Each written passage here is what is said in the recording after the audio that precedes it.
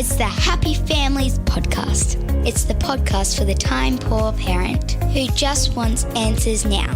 And it might be one of the most unnatural things we ask of our kids, that we pack them off to school to hang out with a whole lot of kids their age and sit in lesson after lesson, class after class. And now here's the stars of our show, my mum and dad. Hello, it's Dr. Justin Coulson with another Happy Families podcast episode. I'm joined by Kylie, my wife, podcast partner. We're the parents of 6 kids. We've been married since the 1990s. We think that our family's going okay most of the time. But every now and again, we have this thing happen in our home. Kylie, school refusal. We've got a couple of kids, one in particular who just digs her heels in, says, I'm not going. I've had enough. I don't like it. And we're glancing at the clock. We're like, we got to go. And that space between making it and not making it's closing. And we're like, hurry up. But we know we're not supposed to say hurry up to the kids. And it kind of, the frustration builds, doesn't it? You're really good at dealing with it because we've been dealing with it for so long, but it's so tricky. We actually had quite a funny school refusal the other day. Yeah. We had a house full of sickies, except for one child. And that one child was devastated that she was healthy and was refusing to go to school because no one else had to go. They're all sick, but it doesn't matter. Problems of having so many kids. So school refusal is one of those challenges that get brought to me all the time as parents search for answers to try to make their mornings run smoother and help their families to run happier. And when you've got a child who's unwilling to get organised and get out the door for school, it's usually a pretty major impediment to making your family run effectively and make the home work. In recent times, there's been a movement to rename school refusal, and I think there's a reasonable reason for it as well. To suggest that a child is refusing school might suggest or connote that there is something wrong with the child, or that the child needs to have an attitude adjustment or something like that, and then everything will be fine.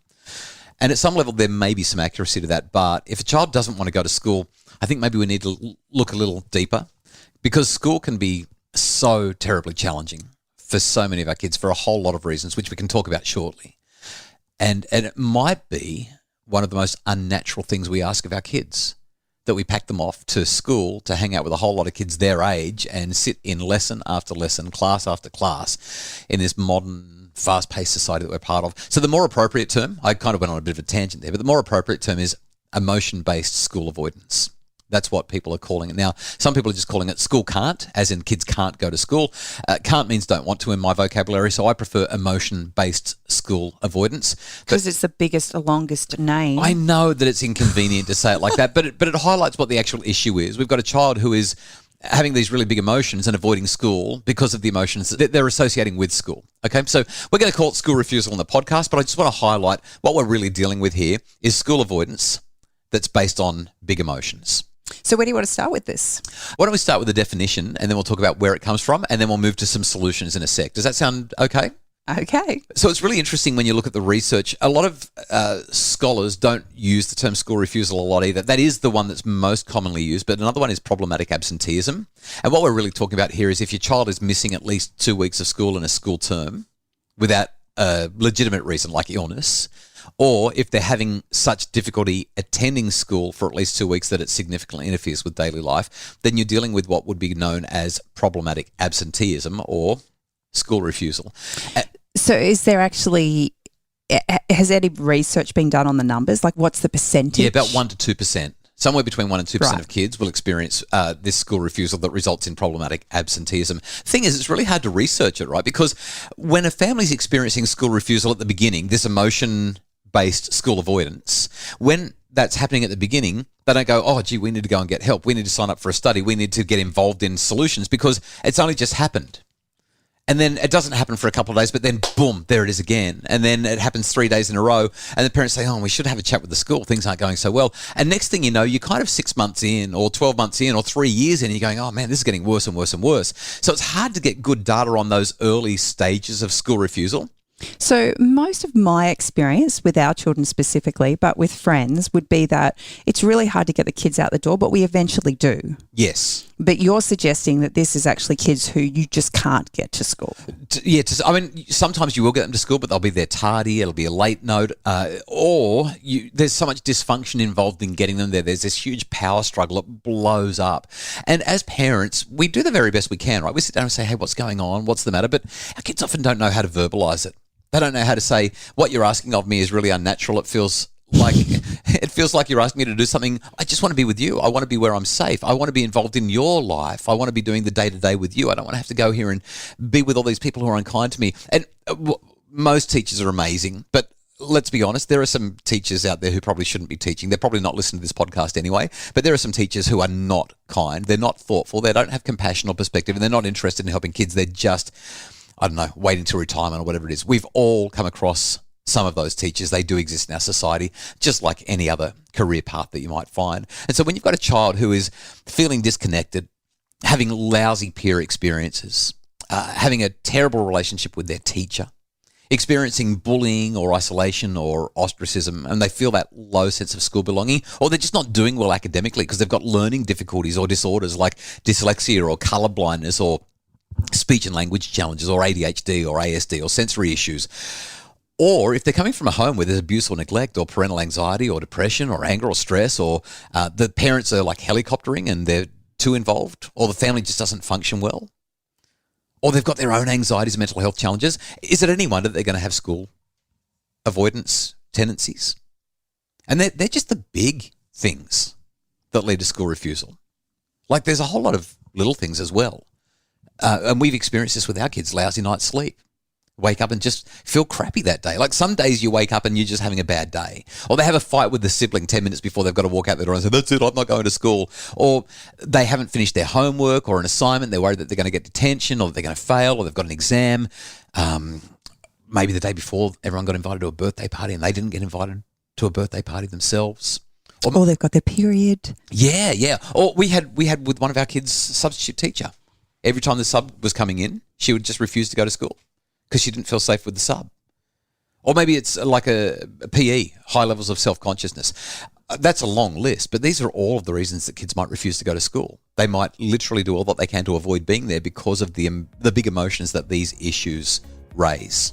Well, after the break, let's have a discussion about how we can actually help our kids and parents to navigate this long list, because it's huge. Yeah, I've got 8 solutions. We're going to squeeze them in real tight after the break.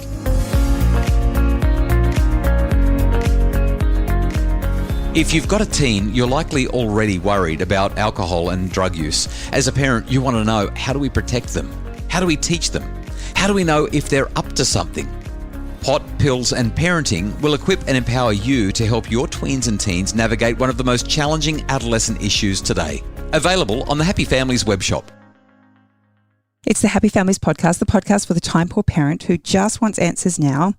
And you've got 8 strategies to help parents get through this. The first thing that you've got to do if your child's having big emotions and saying, I don't want to go to school, they're trying to avoid it, is have a conversation with them. I know that that's really obvious, but you need to have a soft, gentle, careful conversation where you literally do all you can to understand what's going on for your child and why they're struggling with school.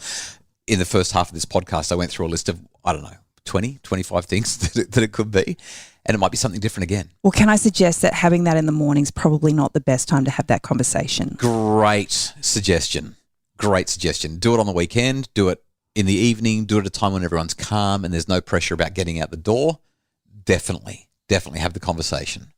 Second idea, we need to understand our kids' needs. We need to make sure that they're feeling like they've got good relationships, that they feel competent at school, and they feel like they have a sense of choice. If your child is saying no to school, it's probably because their relationships are lousy, or they're struggling academically, or they feel like there's a lack of control or autonomy. And as parents, we need to help them there. If you've got neurodiverse kids, these are going to be big ticket items because often their relationships are in jeopardy. They're struggling. Their feelings of competence in the classroom are at an all-time low. And they feel like everyone's always bossing them around and telling them what to do. What's number 3? Have a conversation with the teachers, because teachers can help with all sorts of special supports. They might reduce homework, or they might have some special lunchtime activities, or come up with a before school assignment. Those kinds of things can really make a difference. And if we can build on a magical relationship with a teacher, it can do wonders for overcoming emotion-based school avoidance. We moved schools at the beginning of the year, and Miss Aid has really struggled to kind of get into a new routine, new teachers, new classmates. Yeah. And it was actually another teacher, not actually her own teacher, that recognised that Emily was really having a hard time in the mornings. And she reached out to us and just kind of said, if you get to school early enough, you can come and spend some time with me in my classroom before school starts. And it worked. When you've got something to look forward to, school's exciting all of a sudden. Emily was really, really happy. Yep. Another thing that the school did was they have like a support room, I guess, for want of a better word. And Emily can go there in the mornings before school starts with a colouring in book, and she can do some colouring in. And again, it just settles her before she actually has to go and deal with people.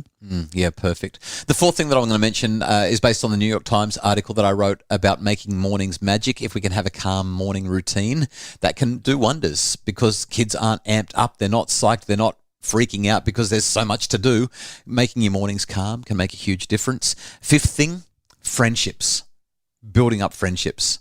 So if your child is looking forward to catching up with somebody at school, then they're unlikely to be avoiding school because they get to be with people that they love.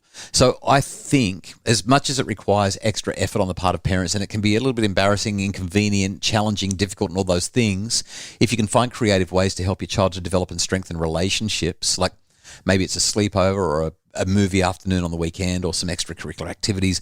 Maybe you have a joint family picnic at the park. You just send a text around and say, hey, we're going to be at this park at this time. If you guys would love to come, we'd love to get to know you and bring your kids, and it would be fun. The kids can all have a play. That kind of thing draws the kids together. And when it's done well, it can help our children to consolidate relationships. You might even organise for the kids to go to school together. That is, you meet a K away from school and everyone walks together to the school. So your kids are walking with their friends into the school. That relationship is happening before they get through the school gates. Those kinds of ideas I think are going to be really, really helpful. Number 6? Number 6, I think we need to expand our view of what the problem could be. So we get really narrow focus as parents and we're like, hang on, this is what's causing it. This is what the contributing factors might be. But there are so many possibilities and so many solutions. Like maybe the best solution is just distraction, because it's not a major issue. Or perhaps you can use the timer in the mornings because your kids are just sort of lacking that drive. Maybe your child needs to start counting or stimming because of their neurological conditions. Maybe it's meditation or mindfulness or getting more sleep or having a healthier and heartier breakfast. Maybe dad is a real trigger for the kids to lose it in the mornings because he adds a level of pressure and stress, and so mum needs to take over, or vice versa. Like it could be that a change of school is needed, a place with more friends or a fresh start. And it could be none of those things as well. But I guess what I'm really saying is be open, because there could be so many different ways that you can approach this. There have been plenty of times in our home where Emily specifically at the moment she's been the big school refuser is really refusing. And so the idea is that we just have to get in the car. You don't have to go to school, but we've got to get your older sister to school. And so she jumps in the car in her pajamas. I've got a uniform in a bag.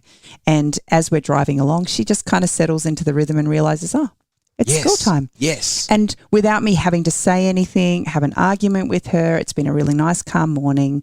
She ends up doing what needs to be done and we get to school and she's ready to go. That's it. Yeah. All right, the last 2 things, and these are a couple of big ones. Number 7, change schools. Literally, sometimes the best thing you can do is change schools. It can also be the worst thing. So you want to approach it really carefully. But new people, new place, new faces, new opportunities. Sometimes new starts are tough, but other times it can be really what your kids need. Other things like distance education might be the circuit breaker that you need, even for a short time. We know families that have done that, and it's been what their kids needed so that they could come up with some alternative school solutions to just get things going. And the last thing I'm going to highlight is maybe you want to check out some medical advice. Could be undiagnosed dyslexia or ADHD or ASD or anxiety or any other medical issue, whether it's psychological, neurological, or actually medical. But I would be looking to get a multidisciplinary mental health team involved if this is something that's going on and on and on. There's one more big thing that I've got to highlight before we wrap.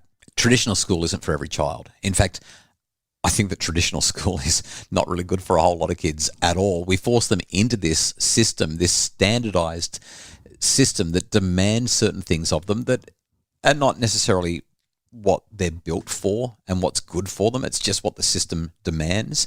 Research has shown that most parents who decide to home educate their kids because of school refusal report that children's physical and psychological symptoms lessen or disappear.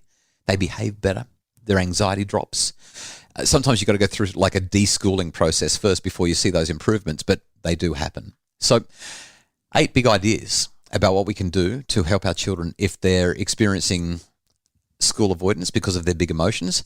I hope that's helpful for you. Is there anything that you'd add, Kylie? For me, the biggest game changer was when I recognised that while school is obviously a really important part of the process, taking the pressure off having to attend school has actually been a game changer for our kids. Knowing that there are just some days where I just don't want to get out of bed. Yeah. And as an adult, I have the capacity to make that decision for myself, but our kids don't. And so even a couple of weeks ago, Emily just didn't want to go to school. And I thought, you know what? I'm just going to keep her home. We had a really nice quiet day together. We got to spend time together. And by the next day, she was okay and ready to go back. But so often we get so caught up in just this is how it has to be. And for some parents, there isn't any flexibility in their routines and structures because they go to work or things, that kind of take them out of the house.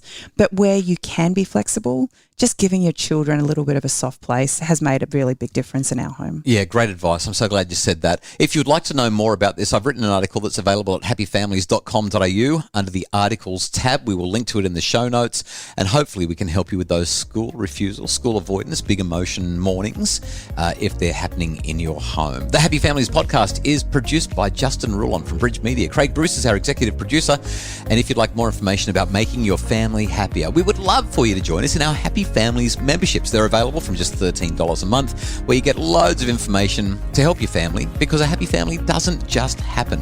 Get all the details at happyfamilies.com.au.